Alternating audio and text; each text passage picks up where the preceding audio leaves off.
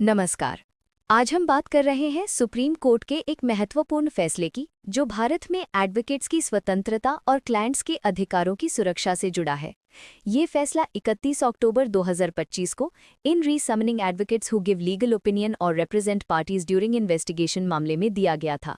Supreme court ने साफ कहा कि अटर्नी क्लाइंट प्रिविलेज एक मूलभूत सुरक्षा है। ये प्रिविलेज भारतीय साक्ष्य अधिनियम यानी BSA की सेक्शन 132 के तहत संरक्षित है। इसका मतलब ये है कि वकील और उनके क्लाइंट के बीच हुई बात बिना कारण पूछताछ में उजागर नहीं करवाई जा सकती। कोर्ट ने ये भी स्पष्ट किया कि पुलिस केवल केस डिटेल्स जानने के लिए किसी भी वकील को समन जारी नहीं कर सकती। समन तभी जारी किया जा सकता है जब ये स्थापित हो कि वकील ने एंगेजमेंट के बाद किसी अवैध उद्देश्य या धोखाधड़ी में सहायता की हो। ऐसे अपवादों के मामलों में भी पुलिस को समन जारी करने से पहले SP लेवल की मंजूरी लेना अनिवार्य होगा। इसके अलावा हर समन में कारणों और आधार को लिखित रूप में स्पष्ट करना आवश्यक है। कोर्ट ने ये भी कहा कि समन की वैधता को सेक्शन 528B NSS के तहत जुडिशियल रिव्यू के लिए चुनौती दी जा सकती है।